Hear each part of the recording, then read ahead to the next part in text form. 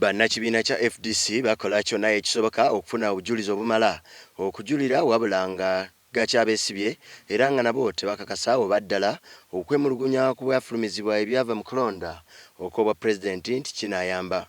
Ku nsonga y'emu ye ssentebe w'akakiiko k'ebyokulonda Engineer Dr. Badru Kigundu agamba nti ne bwe baneemulugunya ebyava mu kulonda era ebyalangirirwa ku lw'omukaaga oluwedde tebiyinza kukyuka. Banna FDC okwemulugunya kwabwe kwetoolera nnyo ku by'okubba obululu okutiisatiisa abawagizi b'oluuyi oluvuganya ssaako n'okuteeka ab'oluuyi oluvuganya ku bunkenke ng'ate tebakakasa ku bukuumi bwabwe nga n'abakuumaddembe ate babayigga buseenene. Kale nabo tebamanyidde ddala obanga akakiiko k'ebyokulonda bye kaalangirira nga abiri banaasobola okubiwakanya. Tukyalinda kulaba nti abakulembeze baffe ab'ekibiina basalawo ki kye tugenda okuddako okukola. Twagenda mu kooti tugende mu kooti. Ennaku ezimu zigenze kuba abadde bakyatabanya Dr. Besigye okulaba nti ajjayo foomu zirina okujja mu Electoral Commission bazimuwe tuzigeraageranye nezaffe tusalewo ekigenda mu maaso. Naye ekisembayo kigenda kusalibwawo pate yaffe. N'ekibuuzo ekirala ky'otayinza kubuusa maaso kyekyo ekya buli omu kye yeebuuza oba banna FDC balina obujulizi obumala okuluma banna NRM okubateeka ku nninga nti beenyigira mu kubba obululu wamu n'obulumiriza akakiiko k'ebyokulonda nti baalangirira ebifu ne baleka ebituufu. Bwe bagenda mu kooti obujulizi obusinga we buli bwakuŋŋaanyizibwa ng'okulonda kugenda mu maaso. N'ensi yonna yonna yakirabye nekkiriza waliwo ebitaatambula bulungi mu kalulu kano. Bwe tugamba obumu okulaba nti Mwami Kigundu bwe yalangiridde yadde abulangirira nga yewe buli ne ku DR forms oba yalangiridde birala. Bye yalangiridde bye bituufu oba yadde ayiiya bibye. Ebyo byonna bijja kuzuulibwa nga buli mwajjeyo foomu ze bo baleete ezaabwe naffe tuleete eki ezaffe. Wadde aba FDC bagamba nti balina obujulizi obulabika naye mu kulonda kw'emirundi gyasooka baagendanga mu mbuga z'amateeka era ng'omulamuzi tatera kulabawo kiyinza kuddisaamu kulonda. Wabula bo bagamba nti essuubi teribaggwerangamu ddala bo banna FDC baagala okulaga ensi emivuyo egifumbekedde mu nkola za gavumenti zonna. Ekikulu si oli kyasazeewo, ekikulu kulaga ensi nti wano waliwo amazima oba tewali. Awo ekiddako kijja kukolebwa okusinza pate ekyeneegamba. Naye olina okulaga ensi nti kino kyatambula bulungi. Wajjukira misango giri egyaggwa. Kkooti ze emirundi ebiri zaagamba tebyatambulira ku mateeka. Naye waliwo simanyi buli lwali tebumala bwayonooneka simanyi bwe mwafiirwa okuwangula. Naye ng'ensi yonna yakola ki? Yakiraba.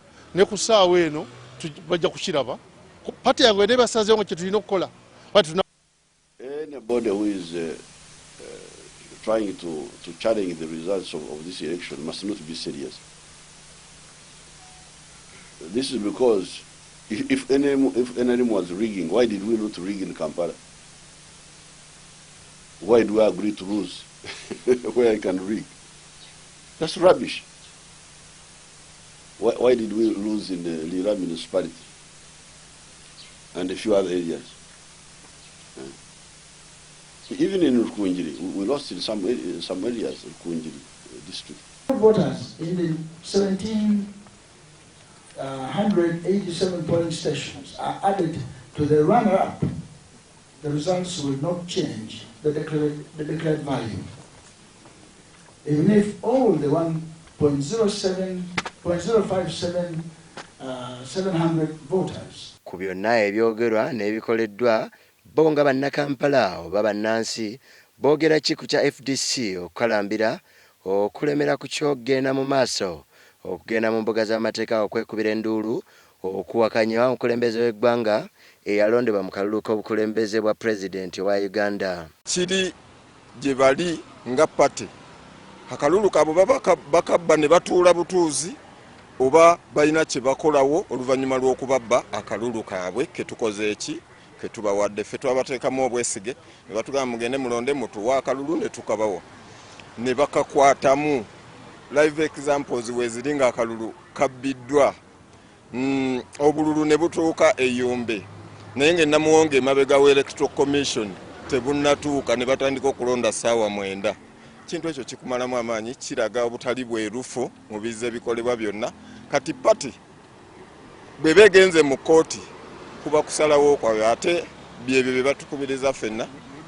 HFDC ogenda mu kooti nze ndaba yandibadde egenda ku lwange kubanga bwe tuba tutunuddemu obululu engeri gye bwabalibwamu ne gye bwagattibwamu teyali ya bwenkanya kuba ffe abasinga twakiraba ku gundi ku mikutu gy'empuliziganya egisinga ku mativi nga tulaba ebitundu ebisinga mukulu Besigye yali awangudde era ffe gwe tutwalanga pulezidenti waffe ebino bya mwami Dokita Kiggundu bye yatubalira obululu obutaali butuufu tetukkiriziganya nabyo